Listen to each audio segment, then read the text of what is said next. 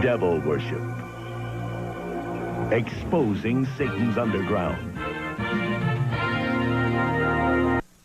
That's the baby right there. Right here? Uh-huh, it came out of her already. What'd they do to the baby? Then David took it and kept throwing it against the wall, and he killed it, and he took it in the house. No, you saw that? Yeah. These are pictures that can chill a parent's soul.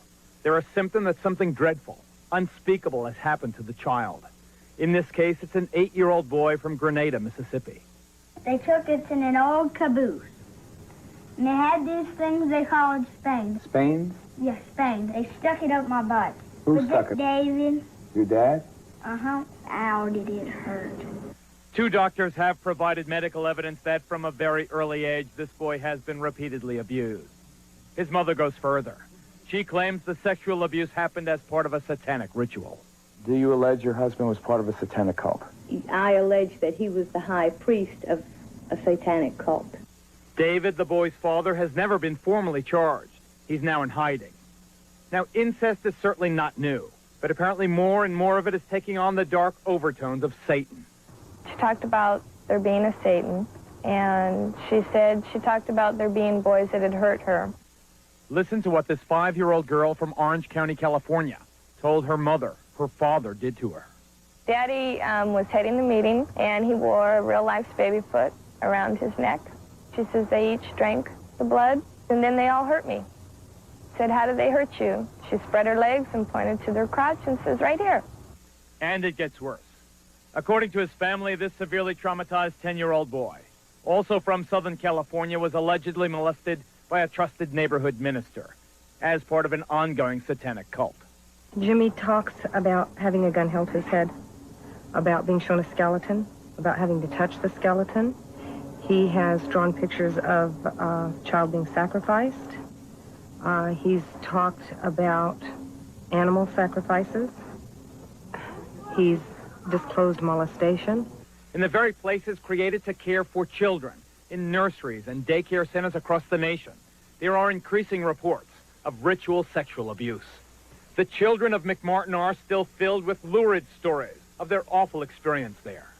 What did they say the devil would do to you? They said that if we told that the devil would come and kill our parents, and he said that we wouldn't live to be the age 9. What were they doing to you? Molesting me. What does that mean? What does molesting you mean? Touching us in places we don't want, and then they would threaten us oh, you don't say a word else we're gonna come to your house and kill everybody except for you, and we're gonna send you to the devil and everything.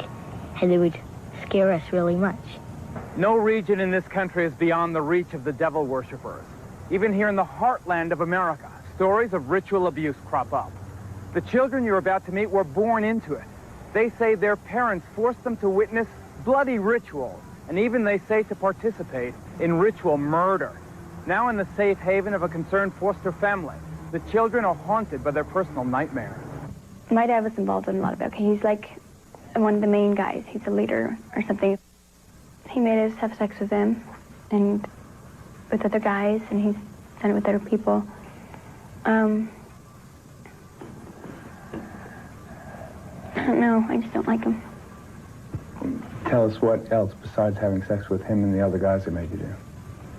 Kill kids and be there and involved in everything else that happened. And I had to be there. And if I didn't, he threatened me, you're going to be killed, or people aren't going to believe you if you tell anybody. Or I'll find you, So he said there's no way out and you must do it. We found out she had been defecated on, that it was smeared all over her body and put in her mouth. My children have talked about all of those things and worse. They've talked about having to kill other children. Well, she told me about the time from as we think was about year and a half, 2 years old, when this was the satanic cult that she was involved with. And she was made to take a gun and put it up to someone's head. It was another child, and pull the trigger. One of the greatest difficulties in reporting a story like this one is that so much of it sounds so outrageous, too dreadful, too bizarre to be true. Well, here in Nebraska and elsewhere across this nation, concerned citizens have gotten together to defeat that disbelief. This organization is called Believe the Children. Its guiding principle, that the stories these young victims are telling are too widespread, too consistent not to be true. Joseph, we've agreed to conceal your identity, but you are an officer in the United States Army. That's correct. And you were an officer in the United States Army during the time you were a member of this satanic organization. Yes. Did the authorities at the Presidio know that a satanic organization was active on their base during the time that you were a member? They were very much aware of it, yes. In fact, when the children started talking, they started talking about robes and candles. They described an Episcopal church. And once they started narrowing that down, you could see that it had to be satanic. It's very important in satanic religions to have a priest because they truly do believe in power. The difference only between Catholicism and the Episcopal religion is almost done. They both use wine, they both use bread, and so on. The truth about Satanism is they truly do use blood, and they mix it with urine, and then they also use the real meat, the real flesh. This is what makes Satanism true, and this is what 1,200 molested kids in the city of Manhattan Beach have told the Sheriff's Department, and it's an outrage that we are where we are with this case, and these poor unprotected kids that have, that's a third of the school system in the city of Manhattan Beach has been molested. We have 8 preschools closed here. This is the child molestation capital of the world. We have more preschools closed in this city than any city this side of Detroit, and I'm not picking on Detroit. Read what they do, Guy. They use blood in their rituals, and the blood that has the most power is baby's blood. In the classic horror film Rosemary's Baby, Mia Farrow is drawn into the clutches of a satanic cult and is married to the devil. This is no dream. This is really happening. She conceives the Antichrist, providing the group with a living symbol of Satan to be worshipped and adored. God is dead! Satan lives! As sickening and unbelievable as it sounds, bearing children for use in satanic rituals may really be happening.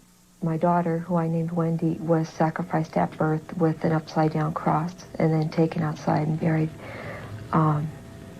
My son, they kept and let live till 2 years old, and then he was sacrificed.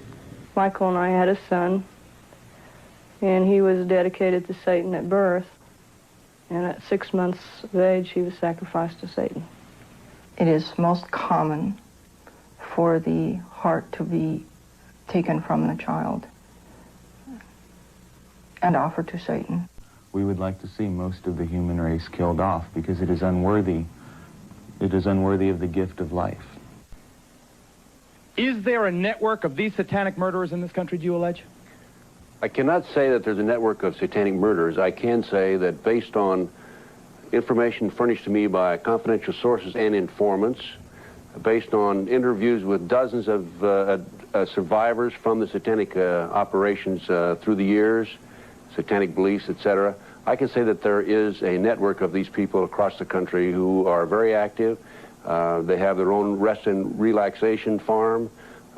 They are in contact with each other. It ties in loosely to the drug operation, ties into motorcycle gangs, and it goes on and on. They have their own people who are specialized in surveillances and photography and in assassinations.